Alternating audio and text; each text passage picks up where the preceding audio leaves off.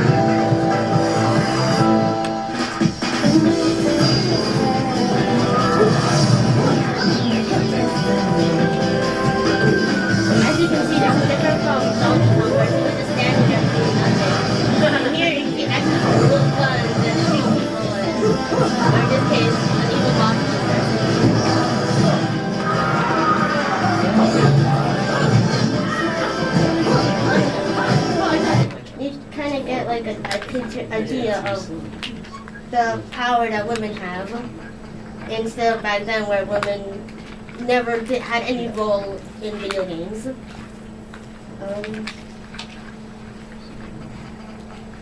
Kimmy, I hate to say this. I hate to be honest, but we're running out of time. Okay. Do you want to give us a little bit of a conclusion? At first I thought this class was going to be, it was challenging because I was thinking, okay, video games I understand, but, there was not a lot of girls, so, and then it wasn't as bad as I thought. Like, it was actually very interesting. So, yeah. Yes? Question, do you believe that women video games are going to be increasing over the years? Because recently, another game came out this year called Tomb Raider. I don't know if you played that. And it's about... It's not new. It's not really... Well, it's like... pretty old. It's the newest one in the franchise. Yeah. So, it's like a reboot, but do you believe that there will be more women video games? I would love to see more women video games out there. I actually saw Lara Croft Tomb Raider and it actually looks really good. So, hopefully... I mean, nowadays there's a lot of video game designers that are women too, so, hey, it can happen. It can happen. I think your research suggested that. It seemed like it was a trend going in that direction from what I recall seeing in your paper. Yeah.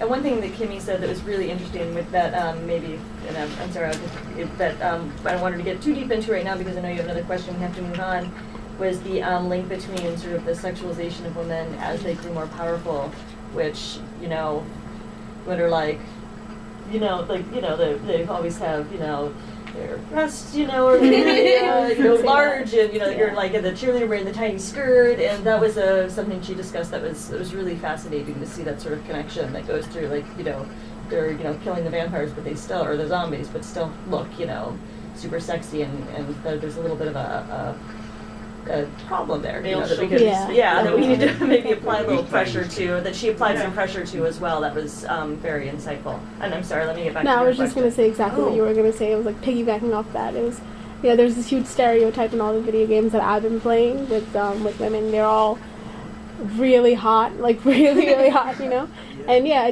don't know if you are going to go into like research about how we break that stereotype. I did go into a little research about it, and I found some games out there that didn't sexualize women as much. Like, there was one game that I found was really random. It was Princess Peach video. It was a Princess Peach video game where Princess Peach is the main character, and she was like one of those main characters that was like doesn't show any cleavage or skin, But there's a new video game out. I'm not sure what the name is. Of the nuns, they kill vampires. And these nuns, they don't look like any nuns I've ever seen in my life. They are really really hot nuns. But to even like stereotype a nun and like something like that is just really fascinating. Yeah. Do you think that like the over-sexualize of women in video game characters is sort of a reflection that like men want that and women want to be that, and that's why it's also being portrayed as that?